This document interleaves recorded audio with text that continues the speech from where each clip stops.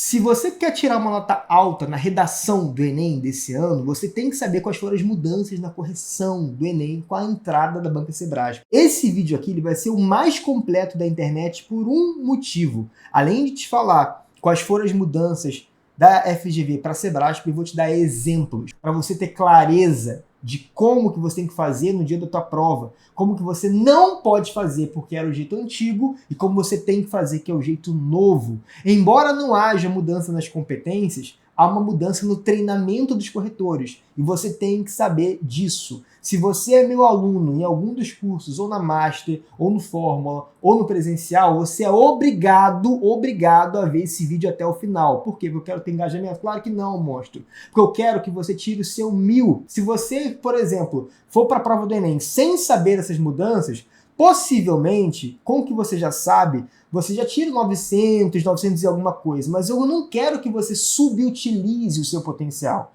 Se você tem o potencial para tirar o 1000, e tem, de verdade tem, você vai tirar o 1000. Só que se você não souber esse ajustezinho de uma competência a outra, uma coisinha que você podia botar aqui no podia, você vai acabar perdendo 40 pontos, 80 pontos de bobeira e acaba perdendo a tua oportunidade de entrar na faculdade por conta dessas pontinhas que você perdeu. Então presta muita atenção nesse vídeo, por quê? Porque além de te mostrar as competências, eu vou fazer um antes e depois. Tipo, como era antes na FGV e como é agora com a nova banca entrando. Na verdade, não é nova banca nada, tá? A gente fala nova, uma expressão que a gente usa, um jeito de falar. Porque a banca Sebrasp, ela já corrigiu o Enem antigamente. Inclusive, um dos últimos anos em que ela corrigiu foi o ano que eu tirei 1000. Então, eu sei exatamente o que fazer para você também conseguir ter um bom resultado. Eu vou te mostrar agora. Primeira coisa, muita gente, 99% dos estudantes, apenas conhece essa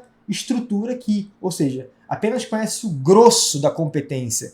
Competência 1, gramática. Competência 2, estrutura, repertório e tema. Competência 3, projeto de texto e argumentação. Competência 4, conectivo. Competência 5, proposta. Então, isso aqui, esse mapa mental, é o mapa mais simples e o que a maioria das pessoas conhece. Esse mapa aqui, ele não é o suficiente para você gabaritar as competências. Por quê? Porque dentro de cada competência existem um mapa mais complexo de quais são os subníveis. Ou seja, um aluno que comete tantos erros, ele vai perder quantos pontos?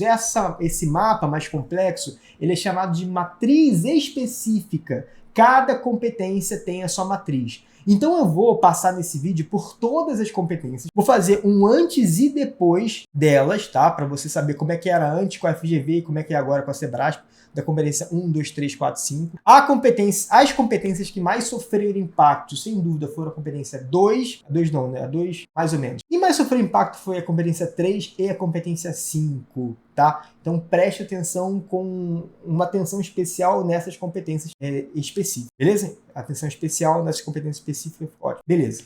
Vamos começar então mostrando a competência 1, tá? Para você entender agora tudo.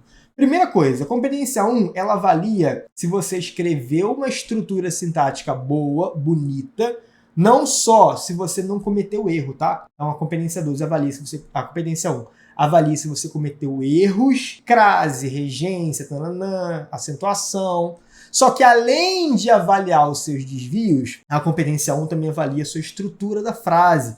Se você escreveu uma frase com início, meio e fim, se a sua frase está confusa. Então, esses aqui são os critérios de análise da estrutura sintática, que são os truncamentos, como, por exemplo, falta de verbo, falta de sujeito. Eu não vou ler cada um deles, mas eu vou deixar aqui você dar um print. Claro, né, se você quiser, você pode dar um print aí para ler depois com calma. Aqui tem os exemplos e tal, dos problemas que acontecem, orações justapostas, frases siamesas, períodos incompletos, períodos indevidamente isolados. Tudo isso aqui já era avaliado na estrutura sintática. E na estrutura sintática você poderia cometer uma falha, certo? Beleza.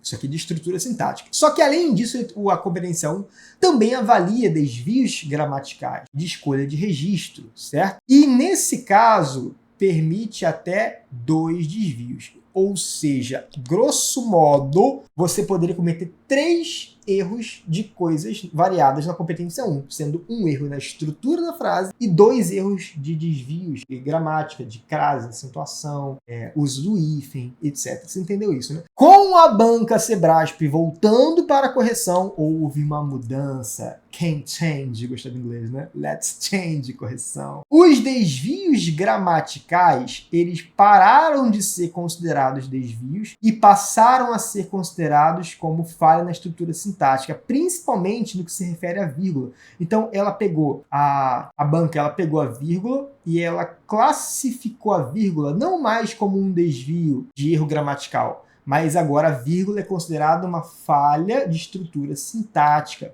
Ou seja, se antes você poderia cometer 2 desvios de vírgula, agora você pode cometer apenas uma falha, porque vírgula agora passou a ser considerado falha. A crase, ela continua aqui na parte dos desvios, então você ainda pode cometer 2 desvios de crase. Sendo que desvios totalmente idênticos não são considerados desvios diferentes de crase, certo? Aqui também houve mudança. Antigamente, até o ano passado, desvios de escolha vocabulário e de escolha de registro eram considerados coisas diferentes. Então, agora eles juntaram as mesmas coisas. Juntaram aqui, ó. Então, desvio de escolha vocabulário não existe mais. Juntaram marca de oralidade com escolhas lexicais imprecisas. Virou tudo escolha de registro. O que é isso? Marcas de oralidade. Quando você escreve gírias, bora, pra, tipo assim, e escolhas lexicais imprecisas. É quando você usa uma palavra errado, um contexto errado. Por exemplo, eminente é aquela pessoa que é muito importante, muito boa naquilo que ela faz. Iminente é aquilo que está prestes a acontecer. Então, por exemplo, o Enem é um risco iminente, risco que está prestes a acontecer. Se você disser o Enem é um risco eminente, o que você fez? Você escolheu a palavra errada.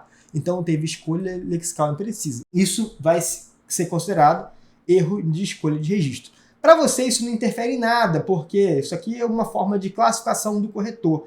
Objetivamente, o que muda na competência 1 agora, fazendo um overview, fazendo um panorama? Panorama geral é pleonasmo, então panorama só, tá? Beleza. Olha aí, ó.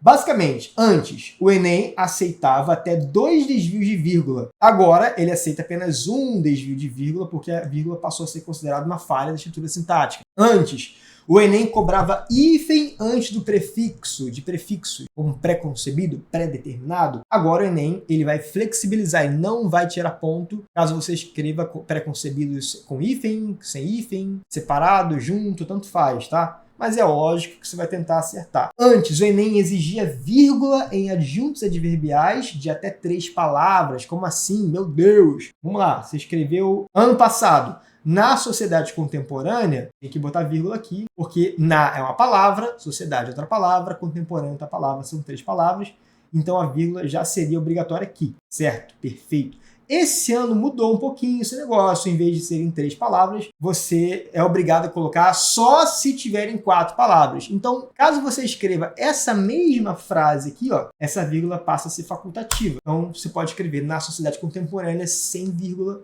marcando esse adjunto adverbial. Ou com vírgula, que facultativo você pode colocar vírgula ou não. Então, se forem 4 palavras, você é obrigado a colocar vírgula. Se forem 3 palavras, você não é obrigado a colocar vírgula. Mas nada muda se você é meu aluno, porque eu já te obrigava a colocar vírgula quando eram 3 palavras. Na verdade, eu sempre falo para você colocar vírgula sempre que tiver um adjunto adverbial deslocado, jeitinho como eu falo aqui na aula de vírgula. Certo ou não? Uma outra coisa muito importante. Aulão de redação no cinema aqui no Rio de Janeiro com o Profinho, lá no Norte Shopping. Aperta agora o botão Saiba Mais, pega logo o teu ingresso para eu tirar toda a tua ansiedade, falar todos os detalhes importantes para tu tirar o 1000 com essa nova banca Sebrasp, tirar todo esse medo que você tá da redação do Enem e ainda mais te dar toda a confiança para tu fazer uma redação nota 1000. Tu quer isso? Então eu te encontro lá para te dar um abraço e dizer que você é capaz sim, toca no botão Saiba Mais e eu vejo você no meu aulão, dia 28 de outubro, tamo junto. Ó, beleza, lembra que Sebrasp é Sebrasp com C-E-B-R-A-S-P.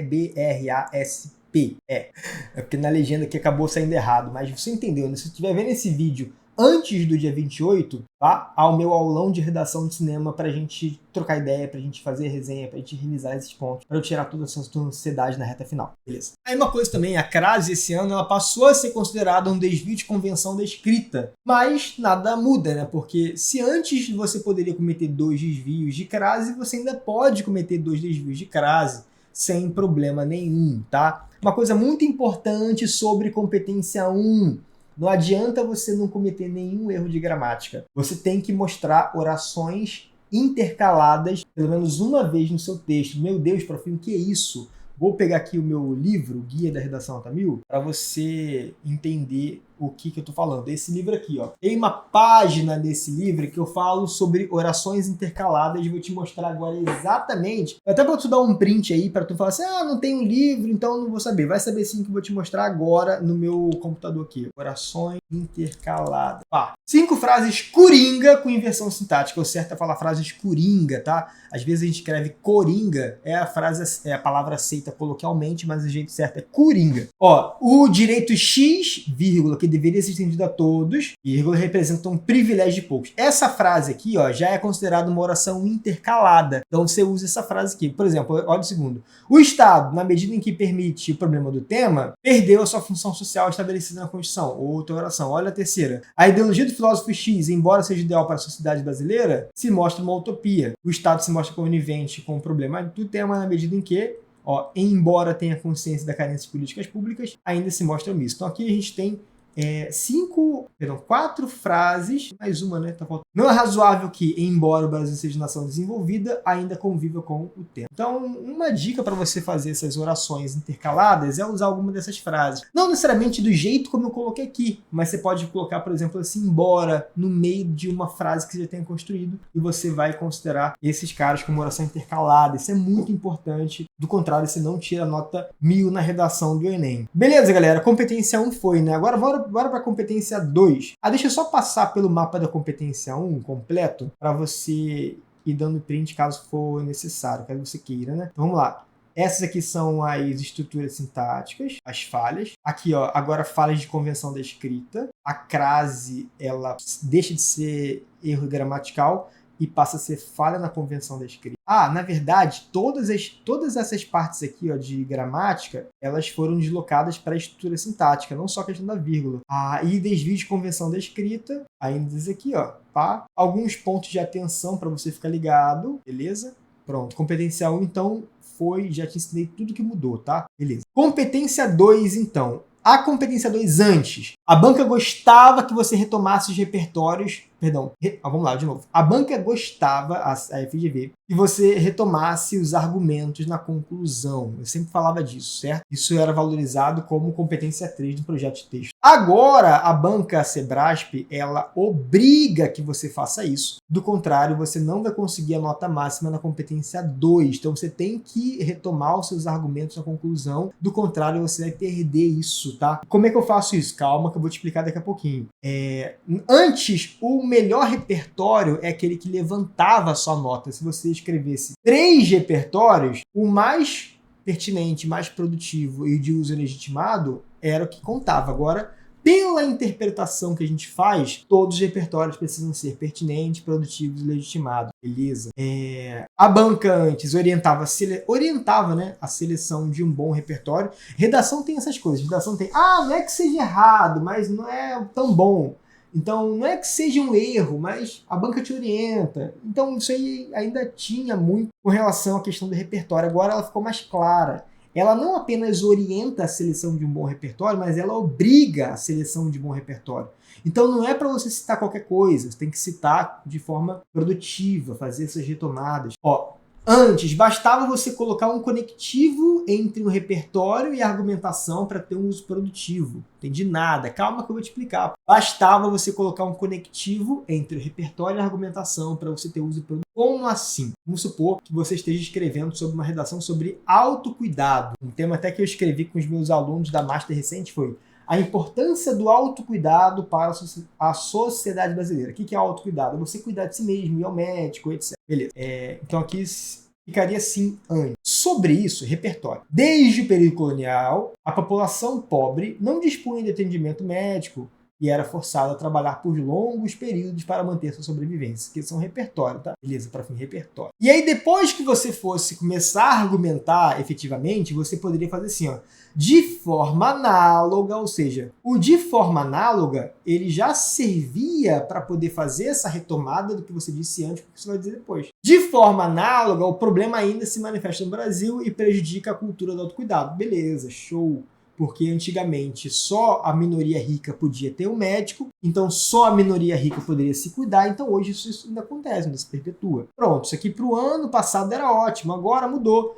Agora você tem que fazer uma retomada marcada. O que é uma retomada marcada, para fim? Tu tem que deixar claro, se você falou de período colonial no repertório, ele tem que ser retomado ou por um sinônimo, ou por uma expressão equivalente, ou por uma expressão ali, um hiperônimo, hipônimo. Você não sabe o que é hipônimo e hiperônimo, bota nos comentários aí para a galera te explicar. Ou então busca no Google. Então como é que seria? Sobre isso, desde o período colonial, a população pobre não dispunha de atendimento médico e era forçada a trabalhar por longos períodos para manter sobrevivência. Aqui é o repertório. E aí, não aprofundamento, tu faz assim, ó, de forma análoga, essa cruel realidade colonial. Então a palavra colonial, ela, de certa forma, se refere diretamente ao repertório. Essa retomada direta, a gente chama de retomada marcada, ok? E a banca, ela deixa claro que ela recomenda a retomada por analogia, contraste ou exemplo. Analogia foi o que eu acabei de fazer agora. Então, eu faço uma analogia com o período colonial para poder mostrar que isso ainda acontece. Não foi por contraste. Contraste é quando tem um repertório que é bom e um aprofundamento que é ruim. E não foi nem por exemplo, foi por analogia, tá? Esse tipo de retomada aqui agora. Muito bom, profinho. Então você entendeu. Você que é meu aluno da Master ou do Fórmula ou qualquer outro curso, ou do presencial, por exemplo, aqui no Rio, você já fazia isso. Que eu sempre obrigava você a fazer exatamente isso, a marcar a sua retomada. Então até agora não vejo nada que se preocupar. Na verdade, eu não vejo que se você é um aluno que já faz a redação para ser excelente, tu não tem que se preocupar com nada. Porque essa mudança ela vai prejudicar aqueles que faziam redação na média. Então, se você já fazia redação na média, você vai puxar para baixo a sua redação. Agora, se tu fazia redação já no nível excelente, a sua redação vai continuar sendo excelente. Uma analogia que eu gosto de fazer muito é, o Enem é uma escada rolante que anda para trás. Você para, você não fica no mesmo nível, você desce. Então, toda vez que você para, você desce. Tem que estar sempre buscando novas técnicas, novas formas de aprimorar os seus conhecimentos com a redação. Competência 2 foi, né? Competência 3 agora. Antes, o repertório e a argumentação eram avaliados muito bem separadamente. Então, o repertório era avaliado na competência 2. A argumentação era avaliada na 3. Hoje, a argumentação e o repertório, de certa forma, foram misturados nesse novo manual dos corretores. A argumentação só será considerada consistente se o repertório tiver uso produtivo.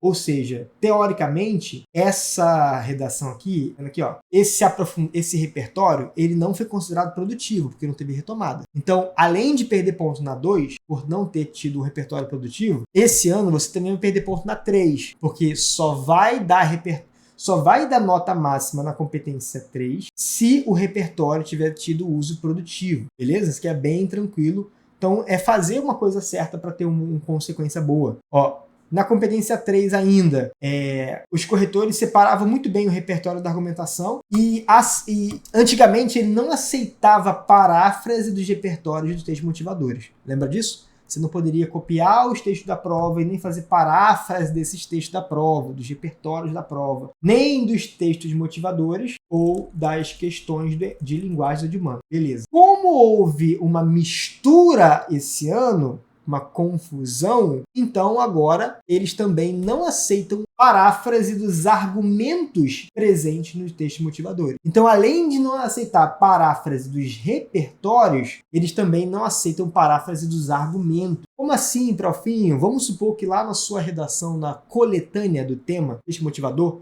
apareceu lá falou sobre desigualdade social. Beleza. E desigualdade social seria o argumento que você usaria na tua redação. Do Enem normal. Você ainda pode usar esse repertório, esse argumento. Só que você não pode parafrasear esse argumento. Você tem que colocar reflexões suas, reflexões que estão na sua cabeça e não estão na coletânea. Então, se você apenas usar reflexões que estão na coletânea, você não vai pontuar a competência 3. Salvo engano, você vai chegar só até 80 pontos. Você entendeu? Outro exemplo. Vamos supor que lá no coletânea do texto motivador apareceu falando sobre o Estado, deveria fazer uma lei, mas não fez. Raciocínio da teoria e prática. Teoria versus prática. Se você apenas parafrasear essa teoria e não colocar informações novas, repertório, raciocínios novos, isso não vai valer, tá? Você vai bater na trave dos 80 pontos e não quero isso. Na verdade, cara, o aluno que ele já está fazendo a redação há algum tempo, já está se esforçando,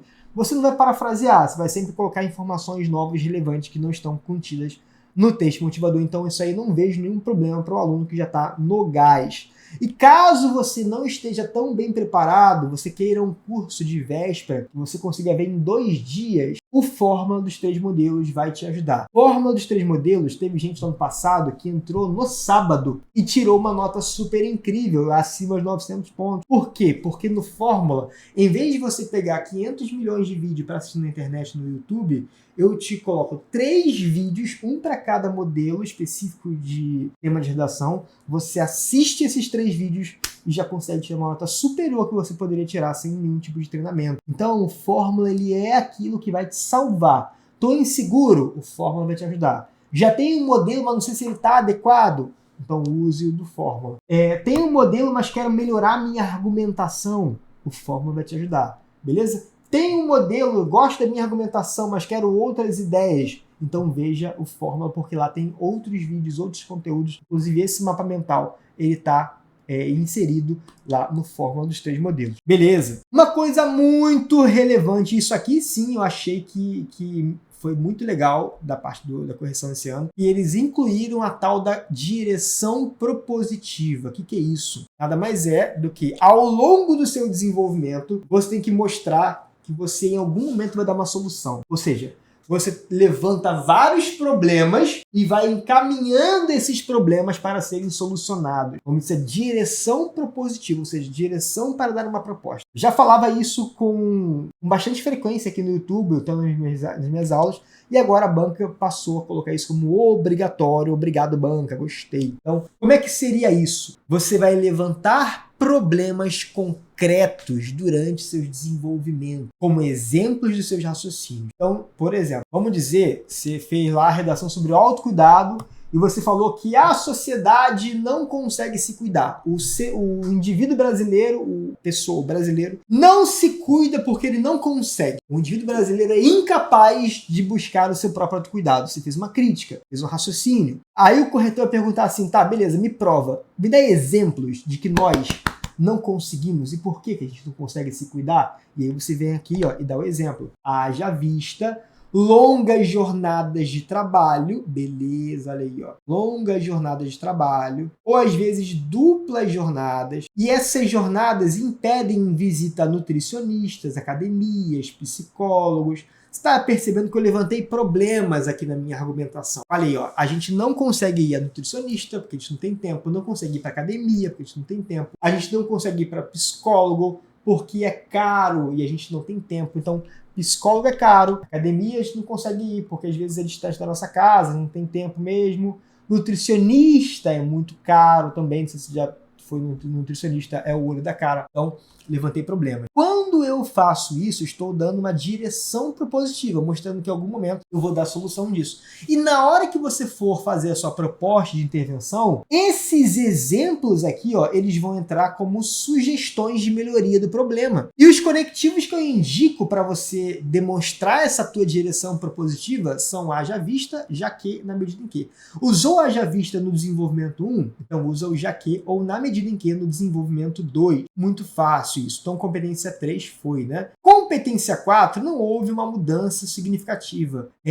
Antes ela era super rígida com operadores argumentativos. Agora ela aceita outros conectivos como operadores. Então, os conectivos que você já usava antes como operadores, você pode continuar usando sem problema nenhum. A competência 4 não avaliava a coerência, apenas coesão. A competência 4 agora vai começar a avaliar também a coerência do seu texto. A coerência, ela era avaliada na competência 2. agora ela começa também a ser avaliada na competência 4. Aliás, perdão, vou repetir. A coerência era avaliada na competência 3, porque coerência tem a ver com argumentatividade. Agora, além de avaliar na 3, ela também vai avaliar na competência 4. Ok, então vai avaliar coesão e coerência. Foco na fluência. O que é fluência? Um texto que corre, um texto que progride. E para finalizar, a última competência, competência 5. Vou tomar até uma água aqui. Como que era antes? Antes a banca FGV usava a nomenclatura elementos nulos, agora ela chamou de elementos não evidenciados, que é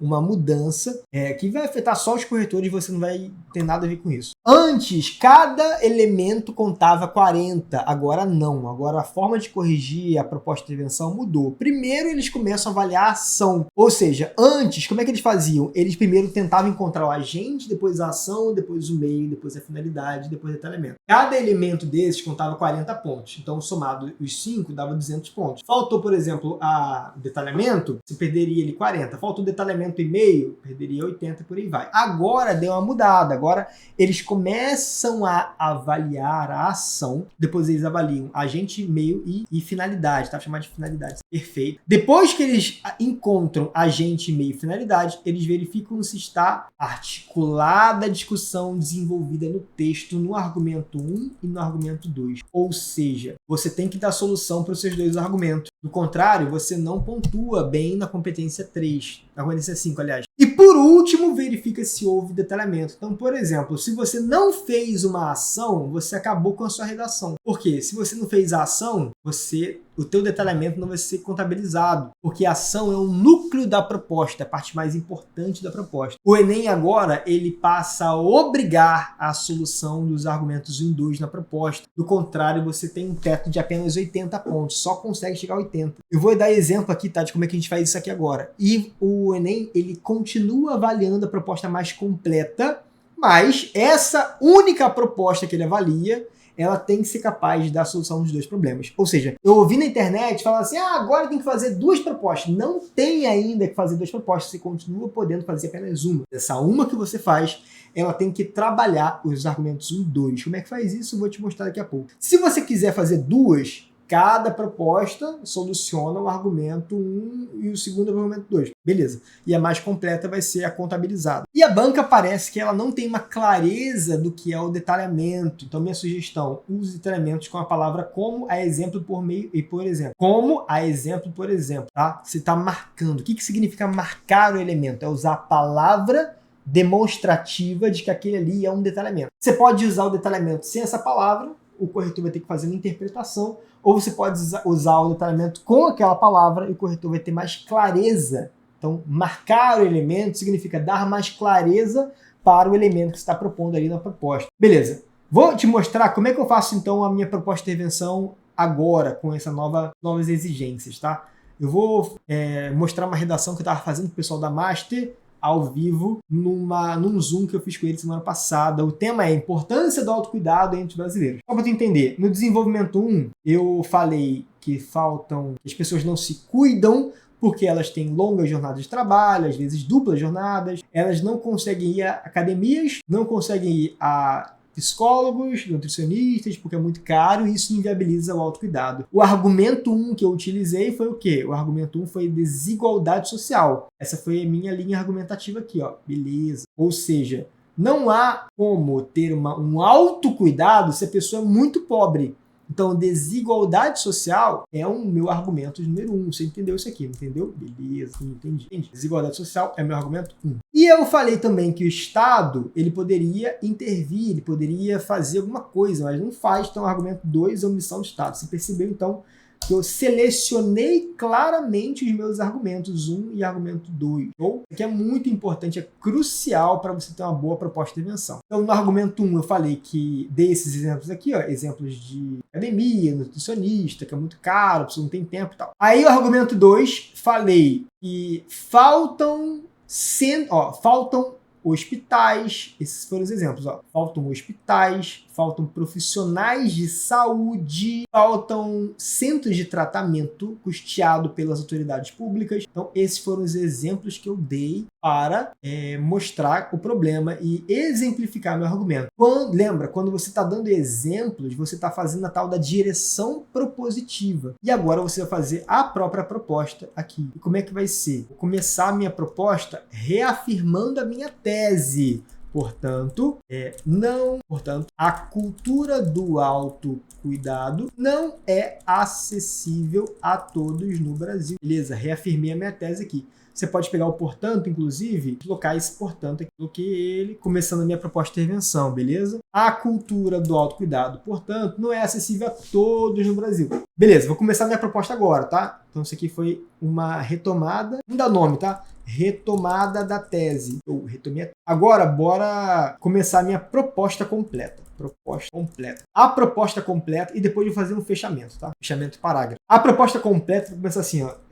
Sobre isso, nesse sentido, qual foi o argumento mesmo? O argumento 1 foi desigualdade social. Então, vamos combinar o seguinte, ó. Combinar o seguinte contigo. Uma sugestão aqui para você no mapa. A ação soluciona argumento 1. Finalidade soluciona argumento 2. Isso se você estiver fazendo uma proposta. Fazendo uma proposta só, a ação soluciona o argumento 1 e a finalidade soluciona o argumento 2. Agora, se eu estiver fazendo duas propostas, não é obrigatório, mas você pode. Proposta 1 soluciona argumento 1 e proposta 2 soluciona o argumento 2. E a minha sugestão é as duas completas. Sugestão, que não é obrigatória, mas já que está fazendo, faz as duas completas. Se tiver espaço, não tem espaço, então vou fazer uma proposta. Aqui, nessa uma proposta, já não é mais sugestão. Nessa uma proposta é obrigação, a proposta completa. Entendeu isso ou não? Fazendo duas propostas, a ação solucionar 1 e a finalidade solucionar 2. E fazendo duas propostas, a proposta 1 solucionar 1, a proposta 2 solucionar 2, e minha sugestão é que você faça as duas completas. Para ninguém implicar com você em nada, tá? Beleza. Então, como é que eu faria aqui agora?